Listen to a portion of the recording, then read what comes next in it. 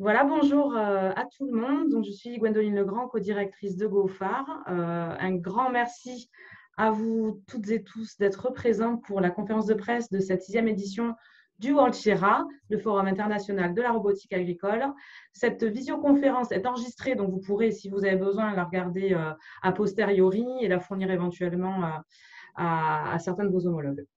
Je me permets de donner la parole à ma collègue Mayelen Cazenave et à l'ensemble donc, du bureau de GoFar pour une petite introduction. Du coup, Maya, si tu souhaites commencer. Bonjour à tous, donc Mayelen Cazenave, co-directrice de l'association GoFar et donc du World FIRA.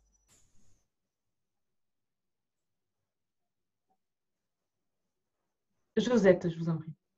Josette Grimaldi, donc je suis responsable statistique et publication au pôle économique d'Axema.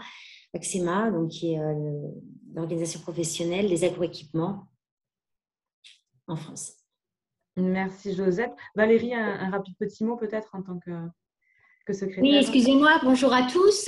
Donc, je suis Valérie Lescaut. Josette et moi, nous travaillons ensemble chez Axema, donc l'organisation des constructeurs d'agroéquipements, pardon. Et nous sommes également membres du bureau GoFar FIRA. Voilà. Et partenaires, bien sûr. Merci Valérie. Roland? Ouais, bonjour à tous, Roland Lebrun, je suis chercheur à l'INRAE, l'Institut national de recherche pour l'agriculture, l'alimentation et l'environnement, et je suis vice-président de l'association GoFar pour les questions scientifiques. Voilà, à tout de suite. Merci. Gaëtan, je t'en prie. Bonjour à toutes et à tous, donc Gaëtan, je suis président de l'association GoFar et cofondateur de Naio Technologies. Merci. Je vous partage donc l'écran pour que l'on puisse suivre la présentation de cette conférence de presse. Je te redonne donc la parole, Gaëtan, pour la présentation de notre association GoFar. Merci. Donc, vous avez déjà pu entendre quelques personnes du comité, du conseil d'administration, pardon. Je ne vais pas les représenter, juste montrer qu'on a eu à cœur, et c'est une volonté vraiment de rassembler différentes parties prenantes au sein de cette association, depuis des entreprises, un syndicat, un fonds d'investissement et la partie recherche avec l'INRAE. Et si tu peux aller sur la slide suivante, ce qu'on veut rappeler ici, montrer, c'est vraiment la partie objectif final du FIRA et donc de GoFar ensuite, qui est l'organisation qui est en charge d'organiser le FIRA. Mais vraiment, le FIRA est né de la volonté de rassembler, faire communiquer, faire valoir la filière robotique agricole, parce qu'on est intimement convaincu depuis plusieurs années, on va y revenir dessus, que la robotique agricole est une des solutions qui va permettre d'avoir une agriculture plus durable. Et d'ailleurs, le président de la République, là, Emmanuel Macron, a aussi inclus la robotique agricole dans le plan de relance pour ces raisons-là, de défendre une agriculture plus durable, une souveraineté alimentaire, etc. Donc, on est convaincu de ça depuis longtemps. On organise plusieurs éditions, vous allez le voir, depuis pas mal d'années. Et donc, la finalité, la mission de GoFar, via l'organisation du FIRA, rassembler, faire travailler ensemble toutes les parties prenantes de la filière robotique agricole. Merci Gaëtan. Je donne donc la parole à Roland Lenain pour les éléments de contexte de la robotique agricole. Ça marche, merci beaucoup. Alors, comme Gaëtan l'a souligné, pourquoi on s'intéresse à la robotique en agriculture? Simplement parce qu'aujourd'hui, l'agriculture doit faire face à plusieurs défis, plusieurs challenges qui sont parfois contradictoires, puisqu'on doit pouvoir nourrir une population mondiale grandissante. On doit pouvoir limiter l'impact environnemental des activités en général et agricoles en particulier. Et on doit faire tout ça en prenant en compte le fait qu'on a une main-d'œuvre qui est de plus en plus difficile à trouver compte tenu de la pénibilité des travaux qu'on a réalisés en agriculture. Alors, si on veut essayer de concilier un peu ces trois contraintes et paradoxes, il faut qu'on trouve des nouveaux moyens de production. Et l'agroécologie, comme ça a déjà été souligné, est une possibilité pour pouvoir répondre à ces enjeux. Le problème de ces principes agroécologiques, c'est qu'on doit travailler avec beaucoup plus de précision, qu'on doit intervenir de façon plus fréquente dans les champs, qu'on doit pouvoir avoir des cultures différenciées et qu'on doit pouvoir avoir une évaluation un peu, enfin, peut-être pas temps réel dur, mais un peu en temps réel quand même, de l'état des cultures et des parcelles. Donc ça veut dire qu'il nous faut plus de main-d'œuvre et comme on l'avait dit, la main-d'œuvre est de plus en plus difficile à trouver. Donc il faut qu'on puisse en même temps réduire la pénibilité, réduire l'exposition à différents types de risques, à la fois à court terme par rapport aux risques d'accidentologie, mais à la fois à long terme par rapport aux troubles musculo-squelettiques et aux travaux qui sont difficiles et qui amènent à certains troubles musculo-squelettiques. Il faut qu'on puisse garantir un niveau de production et de qualité par rapport à ça. Et donc, on pense que par rapport à toutes ces contraintes, la robotique peut apporter des solutions parce qu'on doit être capable de garantir la répétabilité des traitements dans les environnements. On est capable de préserver le temps humain et de limiter du coup la pénibilité des travaux puisque ça va être un robot qui va pouvoir travailler dans les cultures. Alors du coup, par rapport à ces éléments-là, il y a déjà des applications de la robotique qui existent sur les différents agroéquipements. Sur l'automatisation des tâches de guidage, par exemple, où on a des barres de guidage depuis longtemps maintenant, des dispositifs d'assistance à la conduite. On travaille pas mal aussi sur les applications du principe robotique sur l'automatisation des outils, ou comment ils sont capables de se positionner par rapport aux cultures pour réaliser des opérations de désherbage mécanique notamment, et d'éviter l'utilisation de pesticides. Et puis, on a des robots de plus en plus qui permettent d'assister les opérateurs, les agriculteurs dans leurs tâches quotidiennes avec des robots suiveurs ou des robots qui sont capables de porter des gens dans des positions qui sont beaucoup plus confortables par rapport aux conditions de travail pour pouvoir réaliser des opérations manuelles. Alors ça, c'est les premières retombées de la robotique en agriculture. Une autre voie qu'on exploite souvent pour la robotique, c'est de réaliser l'automatisation des travaux agricoles tels qu'on les conçoit aujourd'hui.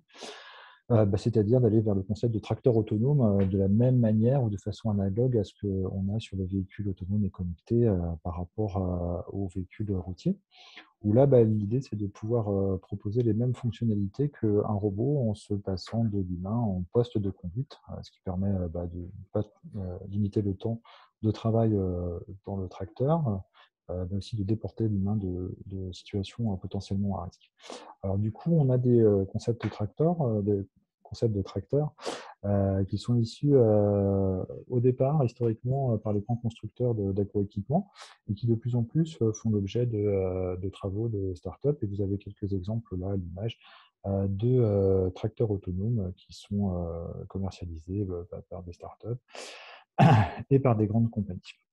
Et alors ça, c'est envisager l'agriculture de manière classique, comme la robotique comme un prolongement de ce qui se fait classiquement, mais on peut aussi exploiter la robotique pour pouvoir développer des nouveaux concepts et aller vers des machines qui sont nouvelles et qui sont beaucoup plus tournées vers le côté agroécologique et qui permettent d'accompagner la transition écologique. Alors là, vous avez quelques exemples de robots qui sont complètement autonomes, de différentes tailles, de différents types, avec différents moyens de locomotion.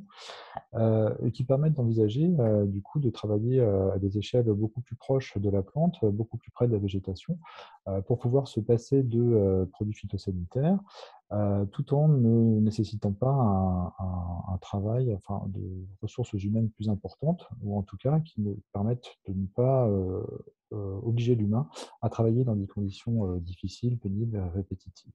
Et donc, de plus en plus, on arrive à des concepts de machines de petite taille qui permettent de limiter la dégradation des sols et qui peuvent potentiellement s'associer pour pouvoir réaliser des travaux, des travaux qui peuvent être réalisés rapidement, sans impacter trop fortement l'environnement, puisqu'on a des tailles qui sont limitées, et de pouvoir accompagner la transition écologique de l'agriculture. Et donc là, tout n'est pas résolu, et donc on a encore un certain nombre de verrous scientifiques et technologiques qu'il nous faut creuser pour que la robotique soit réellement abordable par l'agriculteur et l'agriculture. Et c'est le thème notamment de ce Forum international de robotique agricole, qui est que l'agriculteur puisse prendre en main et exploiter les robots dans sa vie de tous les jours.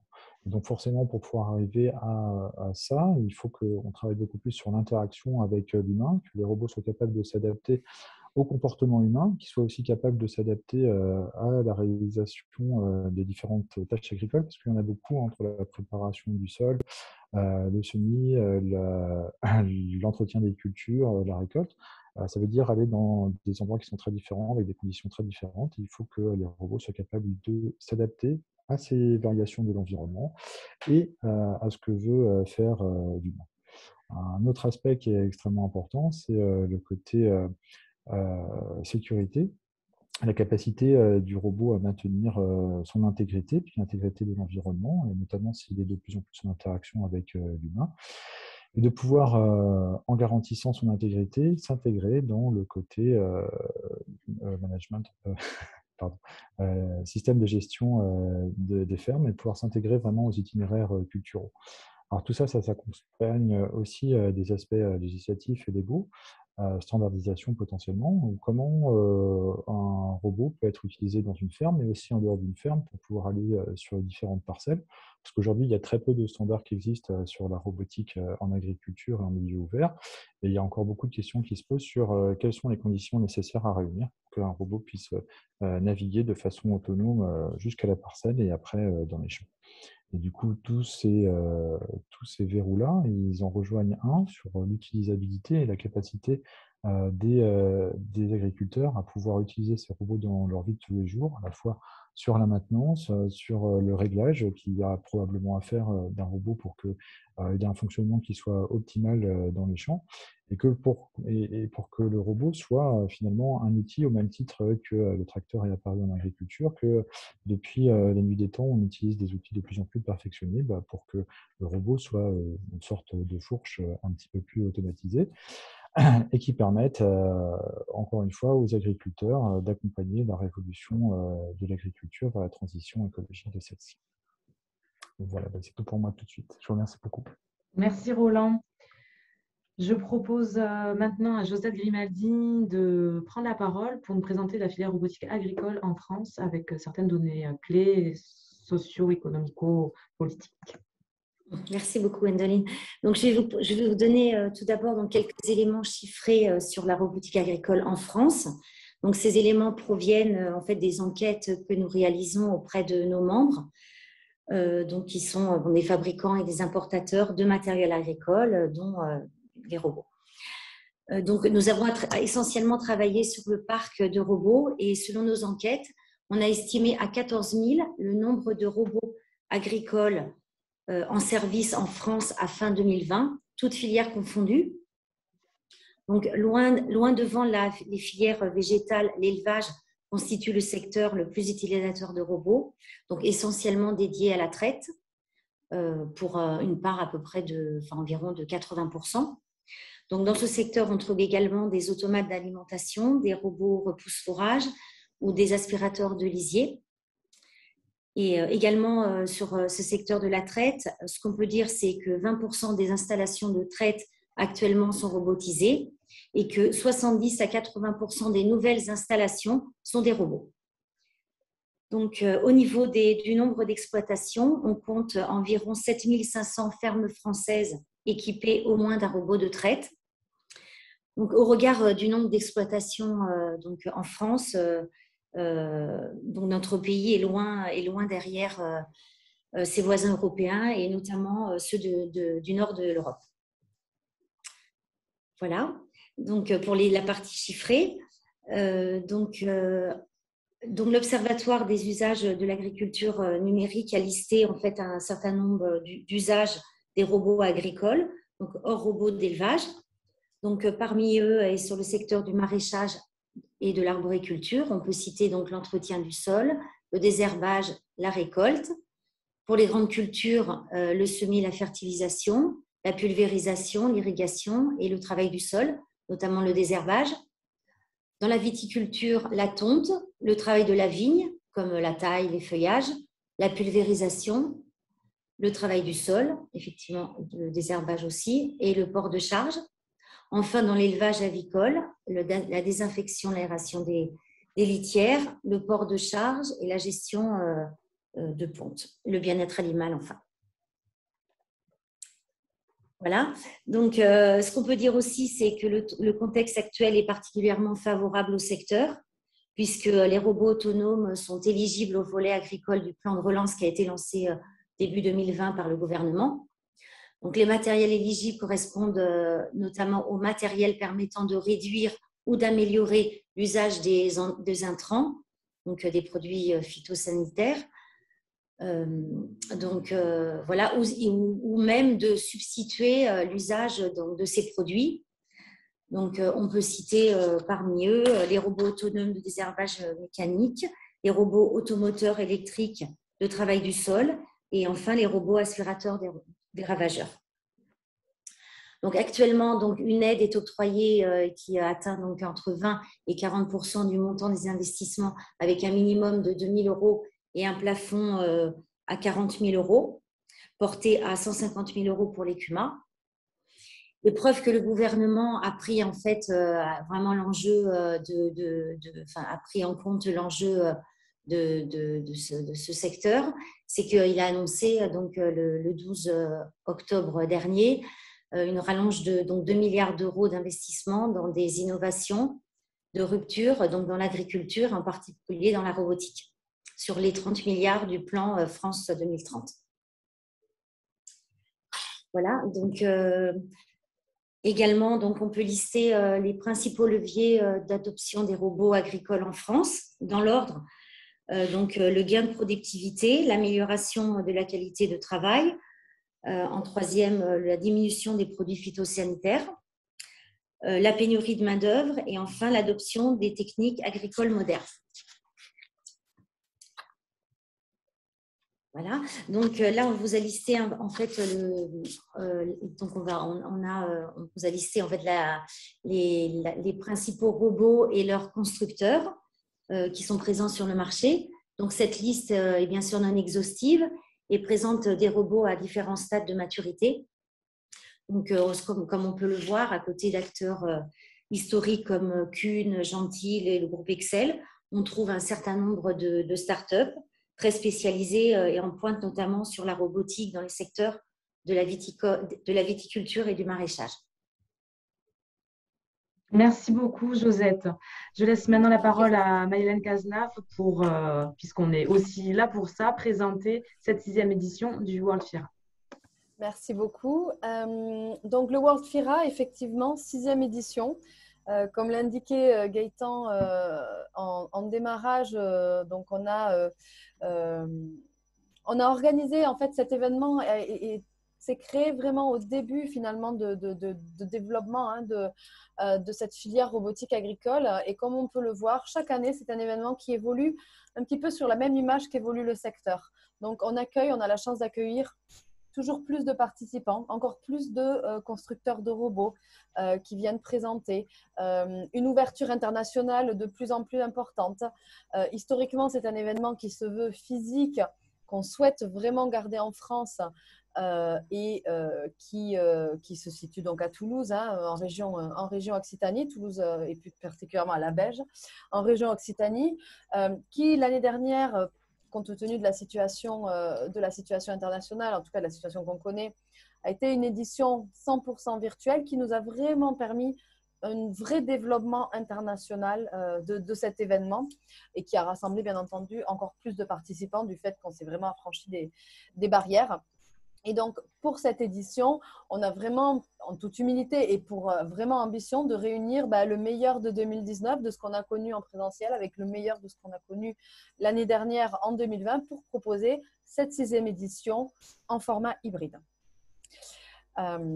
Donc, quelques chiffres clés, effectivement. Alors, on est tout à fait conscient que le public présent sur place, en tout cas au centre des congrès à la Beige, pendant les 3 jours, sera un public européen, français et européen. Ça, on est certain, on espère pouvoir accueillir le Grand International, mais on est conscient que le Grand International restera encore pour cette année visible et présent via le format virtuel de l'événement, mais toujours une ambition de développement, donc avec encore plus de participants présents sur l'événement. On garde cette ouverture internationale Et on le voit d'ores et déjà, on en parlera un peu plus tard, mais encore plus de robots présents.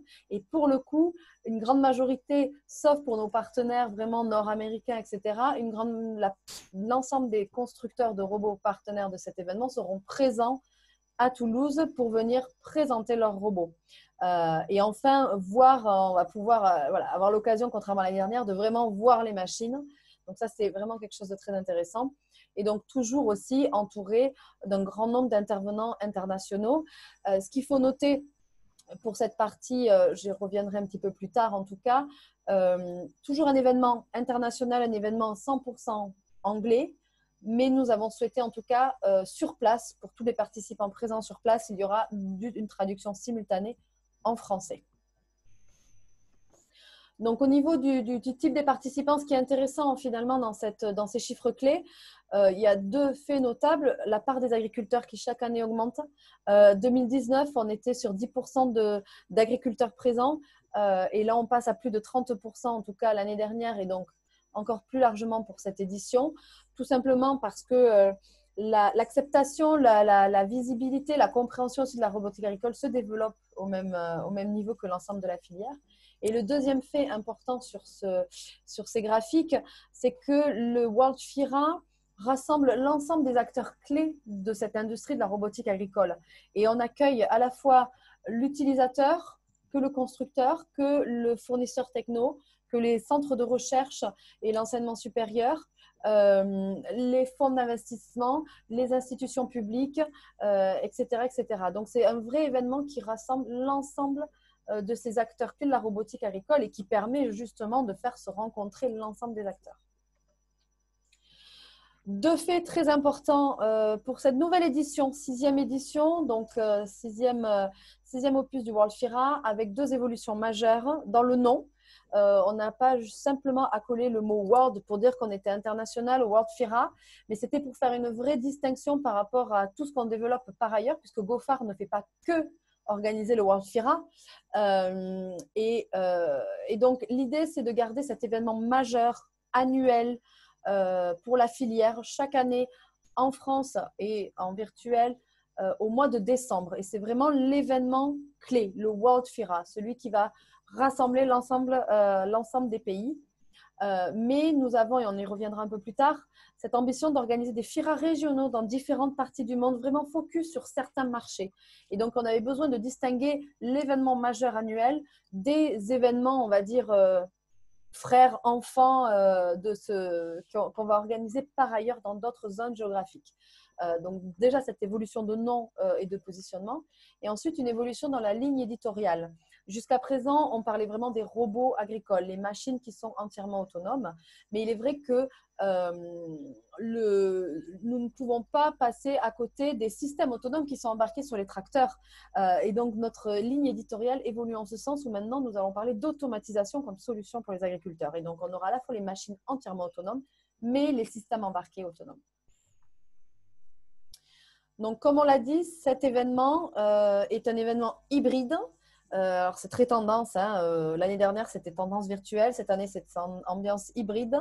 Mais on n'organise pas deux événements. On organise un seul et même événement, mais il y aura deux expériences avec 2 fois plus de possibilités.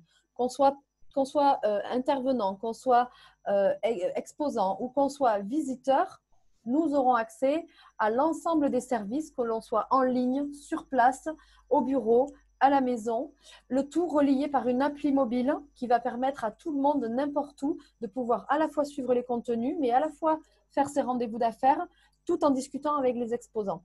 Donc, il y a vraiment une organisation, une hybridation de l'événement avec des outils qui vont vraiment faire le lien avec ces deux univers pour l'ensemble des participants.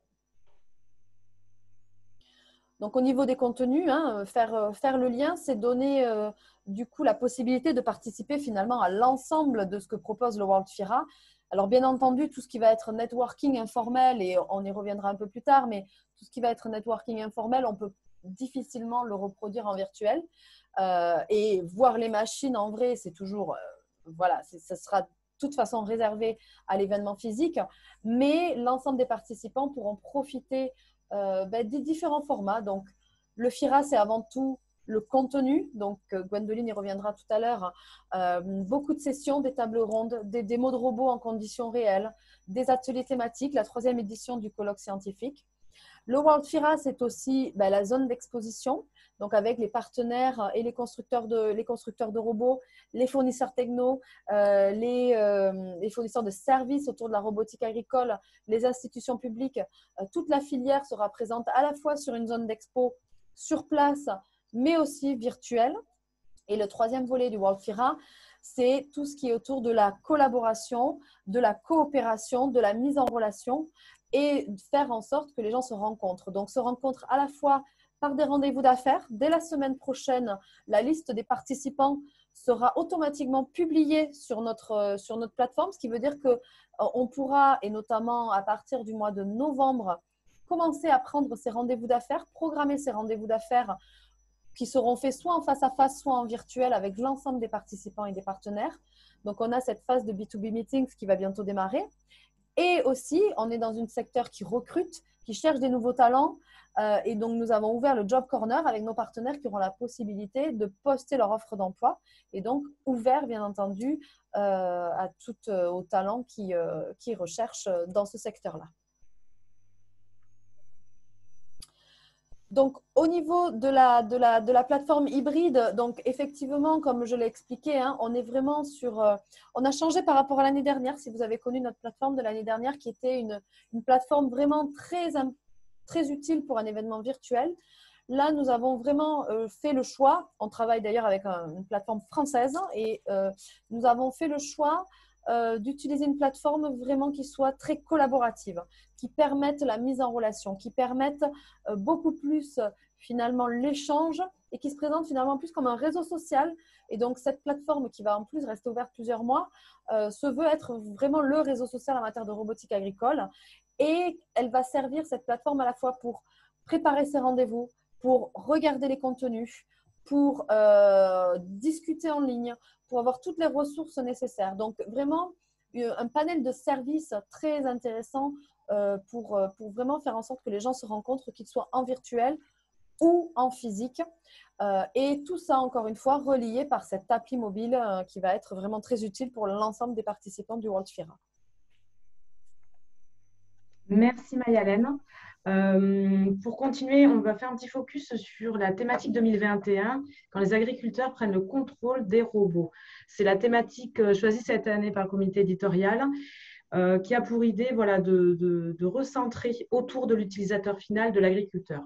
Jusqu'à présent, depuis 2016, au FIRA, on a eu tendance à parler beaucoup de technologie robotique, de technologie et de l'adoption de la robotique agricole au sein des exploitations.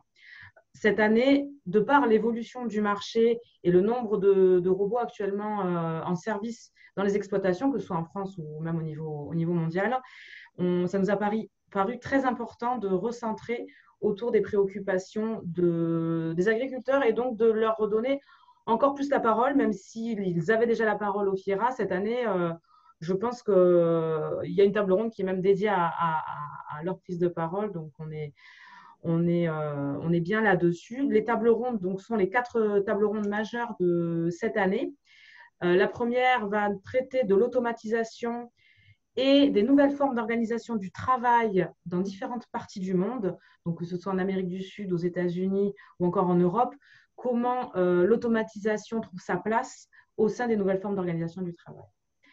La deuxième table ronde, donc intitulée « Agriculteur, dessine-moi un robot », petit clin d'œil à Saint-Exupéry, donne la parole à 4 agriculteurs, de la même manière des 4 coins du monde, qui vont décrire leur machine autonome idéale, c'est-à-dire en termes de fonctionnalité, mais aussi d'ergonomie, de façon d'utiliser. Est-ce qu'ils ont plus besoin d'un robot en tant que service? Est-ce qu'ils ont besoin de l'acquérir ou autre? Donc vraiment nous dessiner leur machine autonome ou leur robot idéal. Troisième table ronde, il s'agit une sorte de confrontation de vision entre les constructeurs historiques de tracteurs. On aura notamment John Deere et AGCO autour de la table, mais également des startups sur leurs différentes visions de l'automatisation au sein des exploitations et quel niveau d'automatisation apporte le plus de valeur au final à l'exploitant. Et pour finir, la dernière table ronde traitera de la manière dont on peut accélérer encore le développement et le déploiement de la robotique agricole en termes plus marché à ce moment-là, et donc de financement certes, mais aussi de mise en œuvre chez les différents acteurs de la chaîne de valeur du secteur pour que finalement ce déploiement puisse se faire de manière acceptable et accessible pour les agriculteurs. Cette thématique tournera aussi autour de 5 grands ateliers. 3 ateliers techno autour de la collecte de données et l'intelligence artificielle.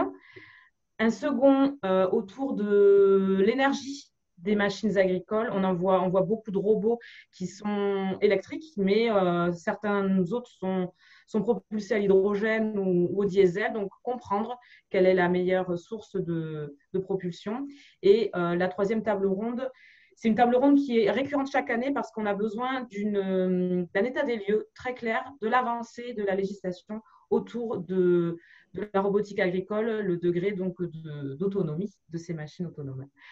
Et enfin, les 2 derniers ateliers traiteront donc de solutions autonomes pour différents types de cultures, donc la cueillette et la récolte, et le bien-être animal. Voici l'ampleur de l'agenda sur ces 3 journées du 7 au 9 décembre.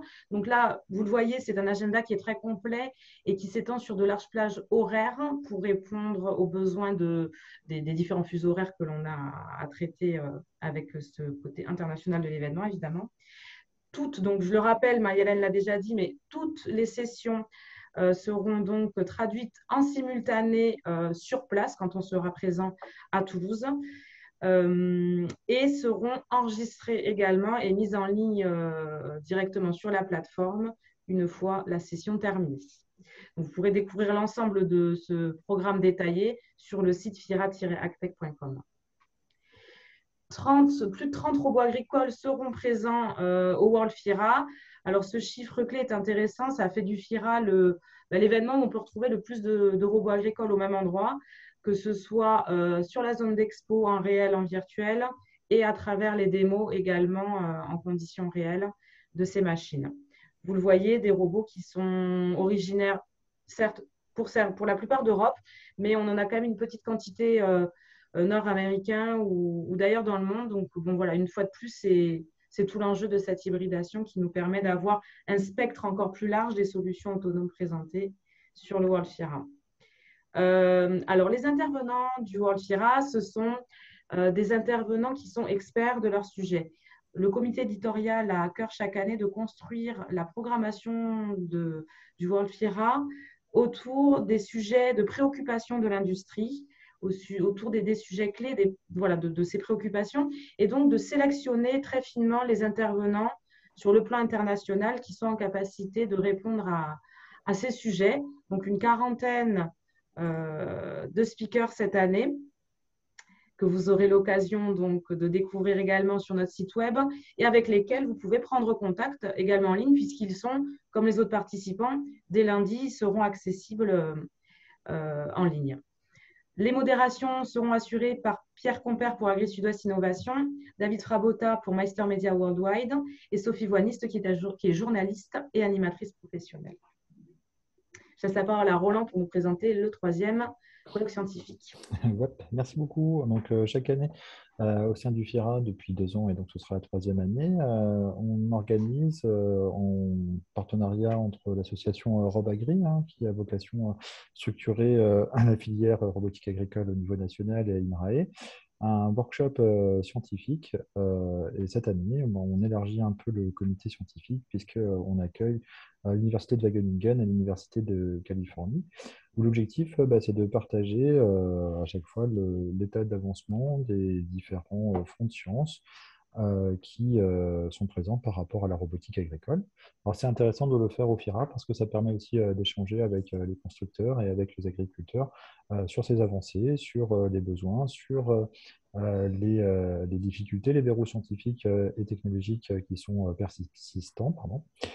Et cette année, l'accent est mis par rapport à la thématique générale du FIRA sur comment on rend les robots utilisables et efficaces pour que les agriculteurs puissent s'en emparer.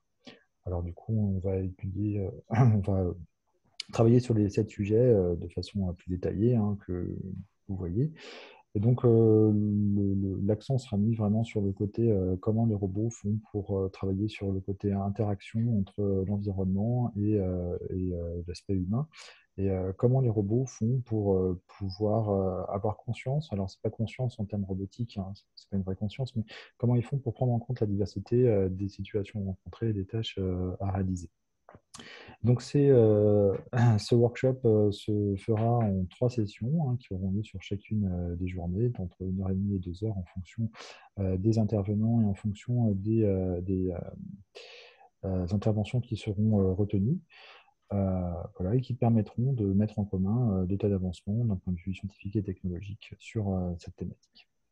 Voilà, je vous remercie. Je laisse du coup la parole pour travailler sur les aspects logistiques maintenant. Merci Roland. Niveau information pratique, en effet, donc ici vous pouvez retrouver les tarifs d'inscription. Donc 150 €, c'est le tarif pour 3 jours d'accès, que ce soit en ligne et ou en réel à Toulouse. C'est le tarif de base qui donne également accès à la plateforme pendant 6 mois jusqu'à juin 2022. La plateforme en ligne qu'a décrite Maëlène tout à l'heure sera donc accessible aux participants. Ce qui est important de noter, et notamment pour vous, c'est la gratuité pour l'ensemble des producteurs et agriculteurs, de la même manière à l'ensemble de l'événement. De toute façon, quoi qu'il en soit, les participants, dès qu'ils sont inscrits, auront également accès donc à la plateforme, mais aussi à l'e-book des conclusions du World FIRA, donc, que l'on a édité pour la première fois l'an dernier. C'était donc la première édition. Beaucoup de téléchargements et de retours positifs. Donc, on réitère l'ouvrage en 2021, donc un accès en exclusivité pour les participants. Les horaires d'ouverture, donc sur la plateforme, évidemment, la plateforme sera ouverte pendant les 3 jours, 24 heures sur 24. Et le lien pour l'inscription et tout type d'informations. Donc, nous tenons particulièrement évidemment à remercier nos partenaires et exposants. Au niveau des partenaires premium, Nayo Technologies, Varta. Pour la partie publique, la région Occitanie et le Sicoval, la communauté d'agglomération du sud-est toulousain. Au niveau de nos partenaires Gold, nous remercions donc Novatel Hexagone, Citia, Robagri, AgroIntelli et Wiferion. Et l'ensemble des partenaires et exposants de nouveau du World FIRA que vous pouvez retrouver sur notre site web. Les ambassadeurs, médias et événements également relais et promoteurs du World FIRA dans leur pays d'origine, donc qui effectuent un travail très important à nos côtés pour faire valoir la voix du World FIRA à leur propre communauté. Je laisse maintenant la parole à nos partenaires. Barbara Gourdon de Nayo Technologies.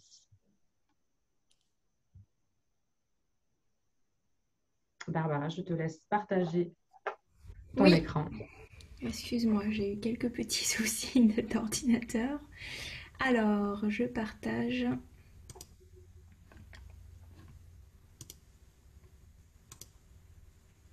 Hop. Est-ce que tout le monde voit l'écran? Très bien, Barbara. Ok, parfait. Bonjour à tous. Donc, comme l'a dit Gwendoline, je suis en charge de la communication chez Nayo Technologies. Vous devez déjà très certainement connaître notre entreprise. En quelques mots, cela fait presque 10 ans maintenant que nous proposons des solutions de robotique agricole. En réalité, nous fêtons nos 10 ans dans un mois. Et nous avons aujourd'hui 3 robots à notre actif que vous pouvez voir sur le PowerPoint.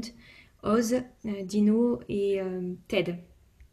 Donc pour commencer avec Oz, juste un petit mot avant, c'est qu'aujourd'hui Nayo Technologies à présent cherche à dépasser l'innovation technologique mise en place avec ces 3 robots pour accélérer sa croissance à l'international et conquérir un nouveau business. Avec Oz, c'est son premier robot qui a été lancé justement avec Nayo Technologies, donc il va bientôt fêter ses 10 ans. En 10 ans, il a connu de nombreuses améliorations puisqu'il était avant tout guidé notamment par un guidage laser et caméra et il est passé au GPS RTK, ce qui lui a permis de gagner en précision. Nous avons également développé toute la gamme d'outils en collaborant avec différents fournisseurs comme Ebra ou Hack.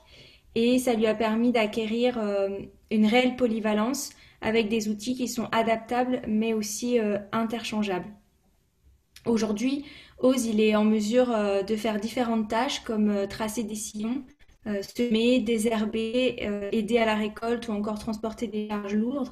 Et sur de nombreuses cultures, il peut intervenir. Donc, que ça soit carottes, salades, poivrons, haricots, plantes aromatiques, production de semences et bien plus encore. Il a d'abord commencé par s'implanter en France. Très vite, il a conquis l'Europe avec la Belgique, la Hollande.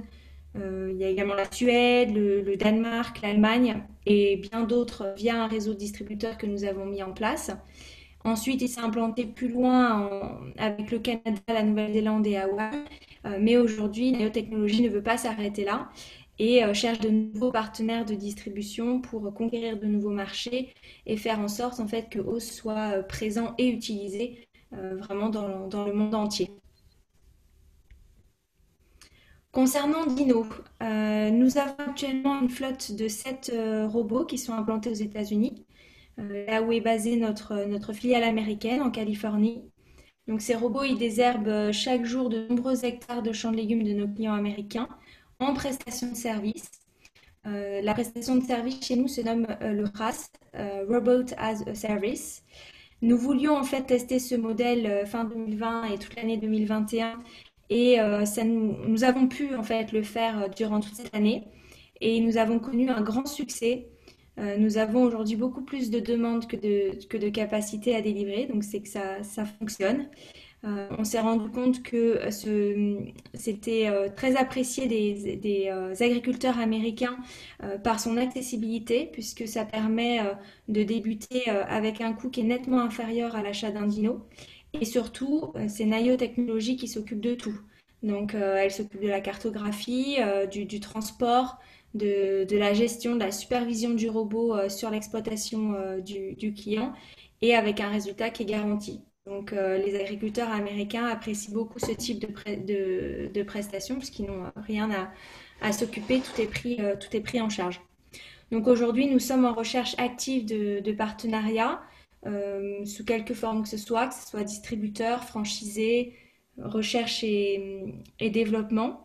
D'abord sur les territoires américains pour justement répondre à cette demande croissante et dans un second temps dans tous les autres pays qui présentent un potentiel intéressant.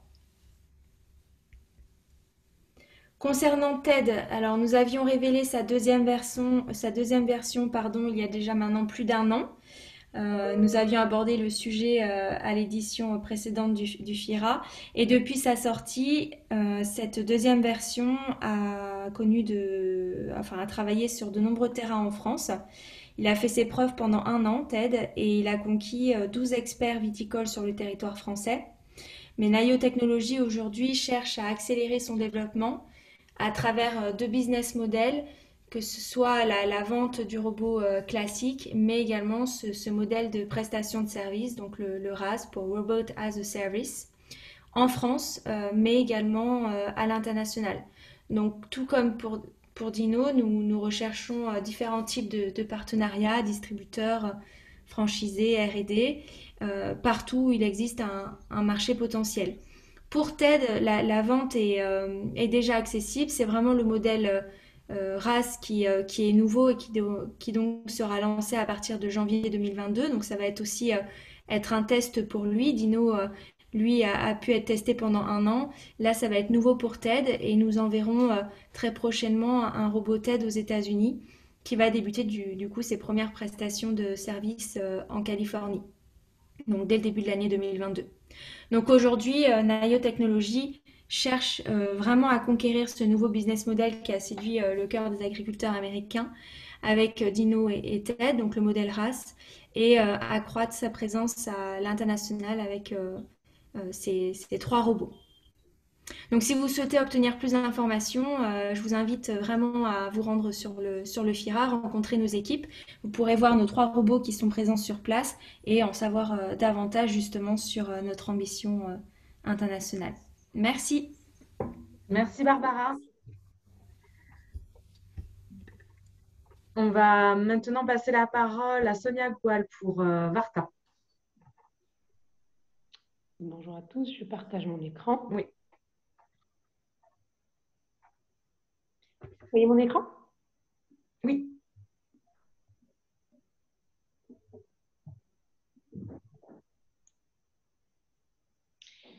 Donc, bonjour mesdames et messieurs.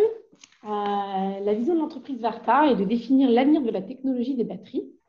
Avec nos connaissances et notre expérience, nous souhaitons vous proposer des solutions d'énergie pour le futur. Nous voulons redéfinir l'innovation dans le domaine des technologies intelligentes. En tant que leader technologique dans le domaine des batteries lithium-ion, nous développons des packs batteries rechargeables standards, mais aussi customisés pour nos clients.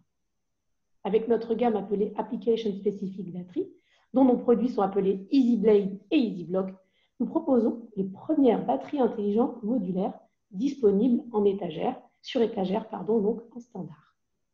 Aussi, nous pensons que ces solutions de batterie peuvent faire une énorme différence et contribueront à réformer l'avenir des applications robotiques dans l'agriculture.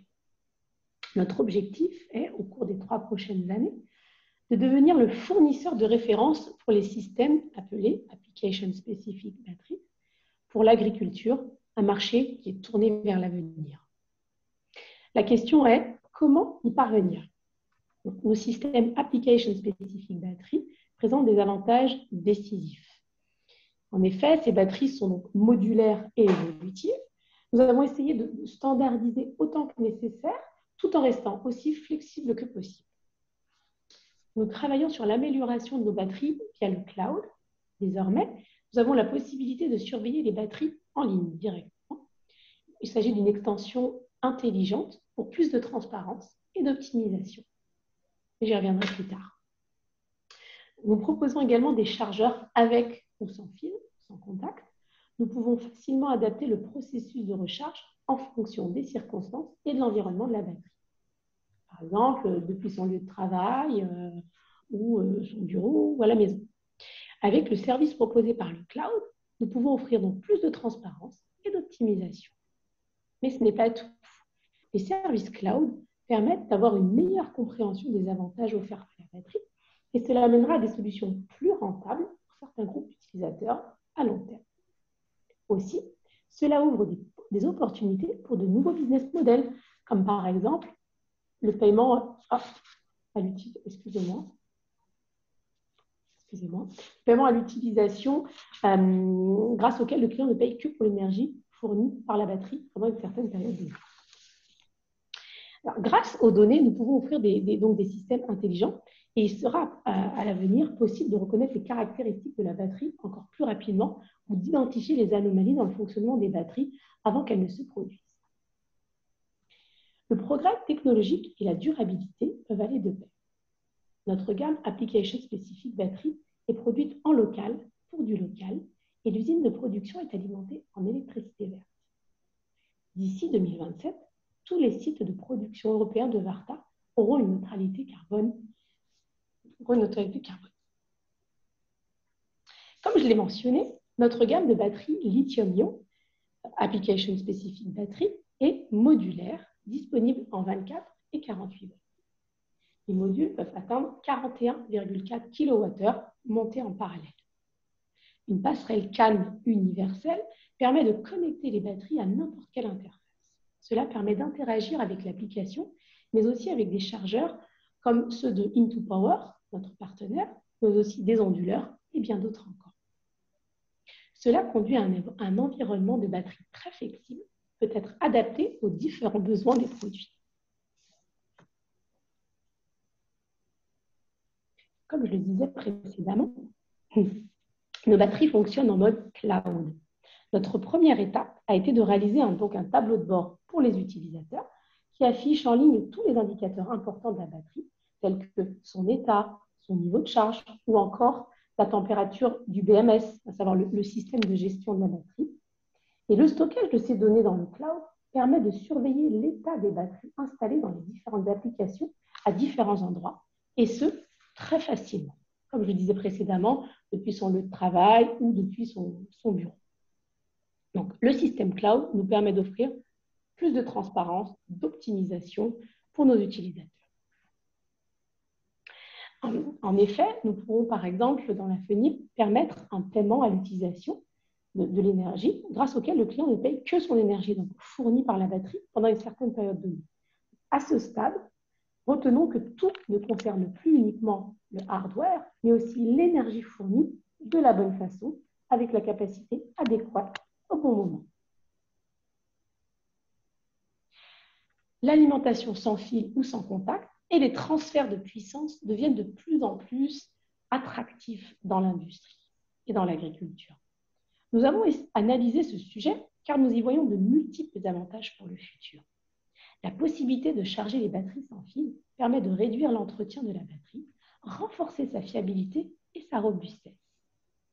Mais le point sensible est de déterminer comment optimiser et trouver le bon compromis entre les exigences du véhicule ou de la machine, les performances de la batterie et la technologie de charge sans fil. Donc, l'objectif de notre analyse a été de comprendre les concepts et l'intégration dans les AGV, les véhicules autonomes. En conséquence, nous avons créé un réseau avec les principales entreprises d'alimentation sans fil pour offrir des solutions de recharge individuelles. Et bien sûr, vous trouverez notre rapport en ligne sur le site varta.com. J'espère avoir pu montrer en si peu de temps qu'il y a un bel avenir avec des solutions de batterie lithium-ion pour les applications robotiques dans le domaine dynamique qu'est l'agriculture. J'aurai le plaisir de vous retrouver sur le salon FIRA en face à face ou en virtuel pour ceux qui ne peuvent pas venir. Et je vous remercie pour votre attention. Merci beaucoup, Sonia. Parfait. Pierre Compère pour Agri-Sud-Ouest Innovation, je te laisse la parole. Merci beaucoup. Ravi d'être là avec vous. Donc, je suis Pierre Compère, je travaille chez Agri-Sud-Ouest Innovation en tant que responsable du développement des entreprises adhérentes. On est partenaire du FIRA et je parle aujourd'hui aussi au nom du SICOVAL, la communauté d'agglomération du sud-est toulousain, qui est un des partenaires historiques et les plus importants du FIRA. Quelques mots sur Agri-Sud-Ouest Innovation avant de démarrer. On est un pôle de compétitivité, c'est-à-dire un des moteurs de l'écosystème d'innovation dans le secteur agricole et agro-industriel, ce qu'on appelle aujourd'hui la French Agritech. Voilà, on n'a pas attendu que le gouvernement la lance pour être un des moteurs dynamisant cet écosystème. Et notre mission, c'est de rassembler donc des entreprises, de la start-up au grand groupe, des investisseurs, des centres de recherche, des universités, des écoles d'ingénieurs, des collectivités ou encore d'autres acteurs du développement économique pour faire travailler ensemble tout ce petit monde et faire émerger et concrétiser des projets innovants pour générer de la valeur par l'innovation. Donc, on est ensemble avec le SICOVAL, partenaire du FIRA. Ce territoire, le sud-est toulousain, au cœur de l'Occitanie, qui est une des premières régions agricoles de France, a vu naître le FIRA et le soutient depuis son origine. On concentre au sein de la région de Toulouse et en particulier au sein du SICOVAL une remarquable palette de compétences. Là encore, des offreurs de solutions technologiques, de briques technologiques servant la robotique agricole, des universités, des écoles d'ingénieurs agronomes comme l'école d'ingénieurs de l'ENSAT à Toulouse, des zones de démonstration, des opérateurs agricoles, des pôles de compétitivité comme nous, Agri-Sud-Ouest Innovation, et des clusters spécialisés. Et le SICOVAL a été le berceau de véritables pionniers, comptant parmi les leaders, et citons par exemple Nayo, bien sûr. Ce territoire, par notre intermédiaire notamment Agri-Sud-Ouest Innovation, il est connecté à l'écosystème régional, national et international de la robotique agricole via bien sûr le GOFAR et le FIRA. Et donc, ce territoire, avec notre appui, souhaite revendiquer, assumer un leadership tout en restant un territoire ouvert et connecté à un écosystème plus large que ce seul territoire du sud-est toulousain, en proposant un stand qui accueillera des entreprises locales et qui présentera une cartographie dynamique des compétences offertes par ce territoire. On organisera ensemble un side event dont la date est encore un peu à caler avec des visites d'infrastructures. Et puis surtout, on présentera une nouvelle identité révélée lors de ce salon pour exprimer cette dynamique territoriale en faveur de la robotique agricole. Donc voilà, on sera ravis de vous accueillir. Encore une fois, sur place pour ceux qui pourront faire le déplacement, en visio, en tout cas via la plateforme qui vous a été présentée pour des échanges en ligne, pour vous montrer voilà, qu'encore une fois, le sud-est toulousain, c'est the place to be pour les acteurs de la robotique agricole. Je vous remercie. Merci Pierre, et Pierre qui sera également donc animateur de deux des tables rondes majeures du World FIRA cette année. J'aurai la chance de l'introduire et de le conclure. Effectivement, merci beaucoup. Si tu le veux bien, voilà, arrêtez juste le partage, que je puisse reprendre le contrôle de cette conférence de presse. Du coup, en quelques minutes, je vais redonner la parole à Mayalène pour nous présenter une des évolutions majeures de cette année pour notre association, le FIRA USA 2022. Effectivement, donc, comme évoqué précédemment sur les évolutions, passage du FIRA au World FIRA, avec notamment l'introduction de ces FIRA régionaux. Donc, rapidement, save the date, on va dire. On exporte ce qu'on fait en France. En tout cas, l'idée, c'est on organise donc en octobre prochain le FIRA USA, donc vraiment un événement dédié aux producteurs californiens et nord-américains. Donc, on est vraiment sur cette cible du agriculteur et producteur américain, sur le marché américain. Donc, du 18 au 20 octobre à Fresno, en Californie, qui vraiment rassemble un bon nombre des producteurs majeurs, en tout cas, de ce territoire américain.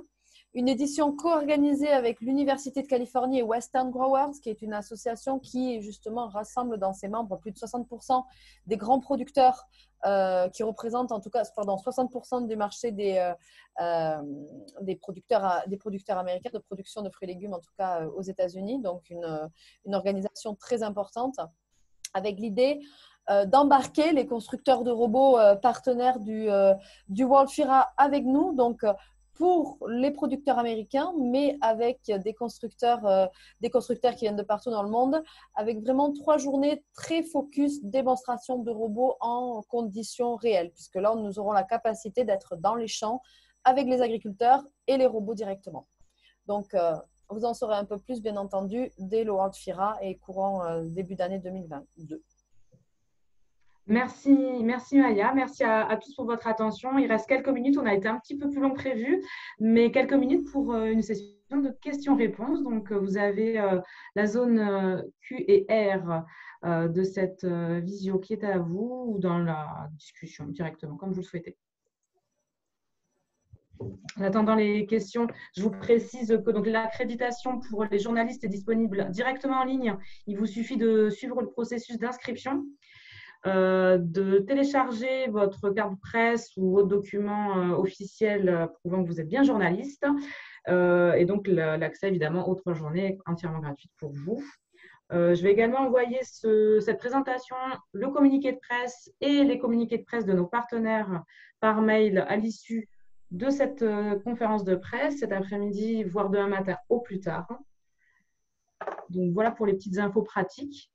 Quelques questions. Raphaël, avez-vous mesuré l'impact du plan de relance sur le marché des robots? Alors, je ne crois pas encore.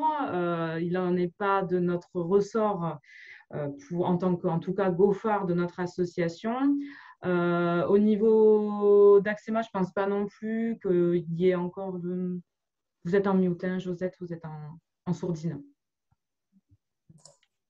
Non, c'est vrai qu'on n'a pas encore de chiffres, enfin rien en tout cas de tangible sur ce sujet.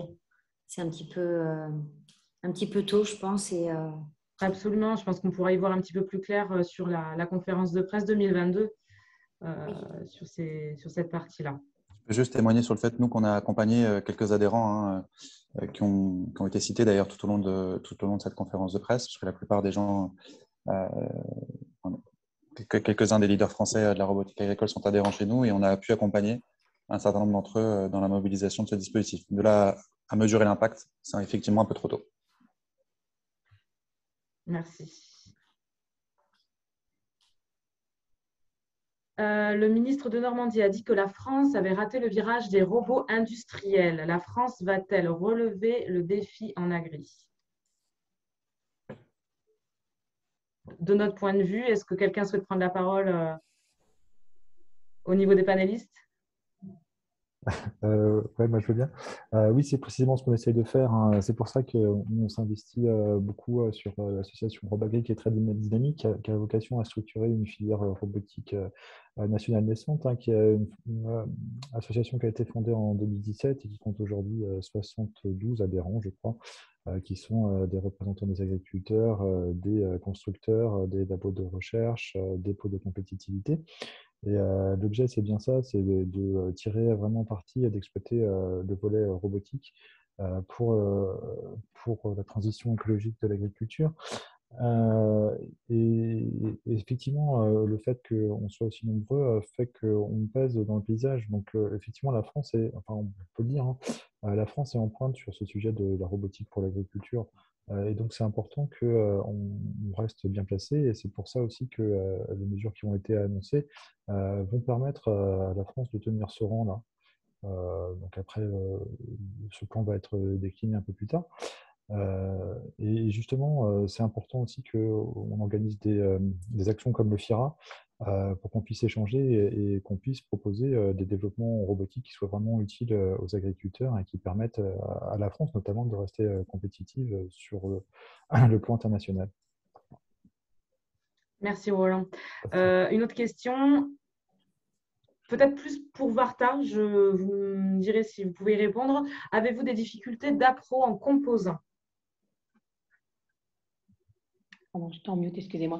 Oui, je me permets de répondre. Alors, effectivement, le marché est actuellement assez tendu en termes d'approvisionnement des composants électroniques. Bon, après, côté Varta, par le volume et la force de frappe, l'anticipation, on arrive quand même à fournir nos clients. Une grande sécurisation est faite en passant des commandes très, très en amont. Aujourd'hui, on est obligé d'avoir une visibilité qui couvre l'ensemble 2022, voire 2023. Aujourd'hui, on passe des commandes sur 2023 pour permettre de satisfaire les demandes. Donc, oui, il y a un réel problème, le marché est tendu, mais par des stratégies, on arrive à tenir encore le cap. Merci Sonia.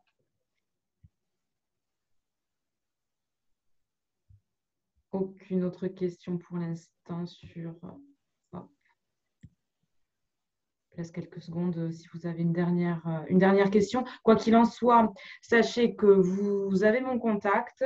Je suis en relation avec l'ensemble des personnes ici présentes et évidemment des partenaires, donc avec Mayalène. Donc, n'hésitez pas à prendre contact avec nous si vous avez des besoins, des questions éventuellement et également des besoins de prise de contact. Voilà. Écoutez, je vous remercie de nouveau pour votre disponibilité en espérant vous retrouver en physique sur le World FIRA en décembre prochain. À bientôt à tous. Merci, au revoir. Merci beaucoup.